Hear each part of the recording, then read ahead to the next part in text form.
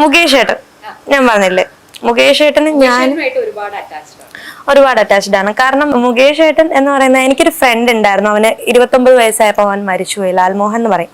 അവനായിട്ട് ഞാൻ ഭയങ്കര അറ്റാച്ചാണ്. പക്ഷെ അവനുമായിട്ട് ഞാൻ എന്നും വഴക്കാണ്. എന്നും വഴക്കെന്ന് പറഞ്ഞു കഴിഞ്ഞാൽ എൻ്റെ അമ്മയെ കേൾക്കുന്നവരൊക്കെ വിചാരിക്കും അന്താരാഷ്ട്ര വഴക്ക്. പക്ഷെ എനിക്കൊരു പ്രോബ്ലം ഉണ്ടെന്ന് അറിഞ്ഞു കഴിഞ്ഞാൽ അവൻ ആ സ്പോട്ടിൽ അവിടെ ഓടിത്തിരിക്കും. അവൻ മരിച്ച സമയത്ത് ഞാൻ ഭയങ്കരമായിട്ട് മൂടിയായിരുന്നു. ഒരു 3 മാസം അടുപ്പിച്ച് ഭക്ഷണം കഴിക്കുന്നില്ല, പുറത്തിറങ്ങുന്നില്ല, വർക്ക് ചെയ്യുന്നില്ല, അങ്ങനെയൊക്കെയുള്ള തീരുമാനമൊക്കെ എടുത്തിരുന്നപ്പോഴാണ് ഒരു ഗോഡ്സ് ഗിഫ്റ്റ് എന്നൊക്കെ പറയുന്നത് പോലെ എനിക്ക് മുകേഷ് ഏട്ടനെ ലൈഫിലേക്ക് കിട്ടിയത്. അത് ഞാൻ എൻ്റെ ഒരു പോസ്റ്റിൽ തന്നെ ഇട്ടിട്ടുണ്ട്, ഗിഫ്റ്റഡ് ബൈ ദ ഗോഡ് എന്നും പറഞ്ഞു. അപ്പോൾ പുള്ളി എൻ്റെ ലൈഫിലേക്ക് അങ്ങനെയാണ് വരുന്നത്.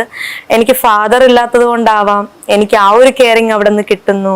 ഇപ്പം എനിക്കറിയില്ല എല്ലാവരോടും മുകേഷ് ഏട്ടൻ എങ്ങനെയാണ് എനിക്കറിയില്ല. പക്ഷെ എനിക്കറിയാന്നുള്ള കുറച്ച് കാര്യങ്ങളിൽ he is genuine and he is A ജം ഫോർ മീ. അത് ഞാൻ എല്ലായിടത്തും തുറന്ന് പറയും. അത് തെറ്റിദ്ധരിക്കപ്പെടും. അത് ഞങ്ങൾക്ക് അറിയേണ്ട ആവശ്യമില്ലല്ലോ. ഞങ്ങൾ എന്താണെന്ന് ഞങ്ങൾക്കേ അറിയത്തുള്ളൂ. കാരണം മുകേഷ് നായർ എന്ന് പറയുന്ന വ്യക്തി, പലരും പറയുന്നത് മറ്റേ വെള്ളം അടിച്ച് പെണ്ണും പിടിച്ച് നടക്കുന്ന ഒരുത്തനാണെന്നാണ് പലരും പറയുന്നത്. പക്ഷെ ഒരു പെണ്ണായ ഞാൻ കൂടെ മിക്ക സമയങ്ങളിൽ ഉണ്ടാവുന്ന ഒരാളാണ് ഞാൻ.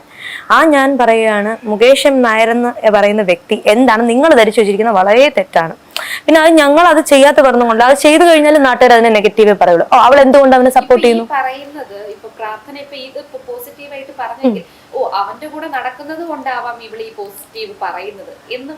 എന്നാൽ ഞാനൊരു ജെന്യൂൻ ആയിട്ടൊരു കാര്യം പറയട്ടെ. ഇന്ന് ഞാനിവിടെ ഇരിക്കുമ്പോഴും ഞാനും ഏട്ടനും തമ്മിൽ വഴക്കാണ്.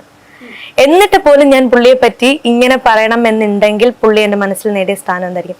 ചേച്ചി, ആ വ്യക്തി എന്ന് പറയുന്നത് നമ്മുടെ ഇവിടെയാണ് ഇരിക്കുന്നത്.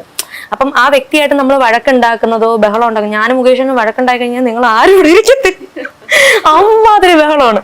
പക്ഷെ അത് കഴിഞ്ഞിട്ട് അടുത്ത സെക്കൻഡിൽ ഞങ്ങളൊരു ഇരിപ്പുണ്ട്, പറയട്ടാ എന്നും പറഞ്ഞുകൊണ്ട് ഇരിപ്പുണ്ട്. ഇത് കാണുമ്പോൾ പുറമേ നിൽക്കുന്നവരെ ഞെട്ടാറാണ് സാധ്യത. എല്ലാവരും വിചാരിക്കും ഇവർ തമ്മിൽ വഴക്കാണ്. ഓക്കെ, അതിൻ്റെ ഇടയിൽ നമുക്ക് ഇച്ചിരി പഞ്ചാരയൊക്കെ അടിച്ചുള്ളൂ. നടക്കത്തില്ല അത്. കാരണം ഇപ്പൊ ഞാൻ ഇവിടെ അന്താരാഷ്ട്ര വഴക്ക് നടക്കുന്ന സമയമാണ്. ഇപ്പൊ ഇവിടെ ഞാൻ വിളിച്ചാൽ എവിടെയായിട്ടാ, എന്ത് മക്കളെ പറ എന്നല്ലാതെ പുള്ളി ഒരു വാക്ക് പറയില്ല. അപ്പം ഹീസ് എ ജം ഫോർ മീ. എനിക്ക് നല്ലൊരു ഫ്രണ്ടാണ്, എൻ്റെ ബെസ്റ്റ് ഫ്രണ്ടാണ്. എനിക്ക് ഒരുപാട് കെയറിങ്ങും കാര്യങ്ങളും എന്നെ സപ്പോർട്ട് ചെയ്യുകയും എല്ലാം ചെയ്യുന്ന ഒരു വ്യക്തിയാണ്. ഇപ്പം ഫാമിലി ആയിട്ട് വരെ അറിയാന്നുള്ളത് കൊണ്ട് എന്നെ സപ്പോർട്ട് ചെയ്യുന്ന ഒരു വ്യക്തിയാണ്. എൻ്റെ ഒരു പാർട്ടാണ്. കാരണം ഞാൻ കൂടെ നടക്കുന്നതുകൊണ്ട് നമ്മൾ എപ്പോഴും അങ്ങനെയാണ് കൊണ്ട് നടക്കുന്നത്.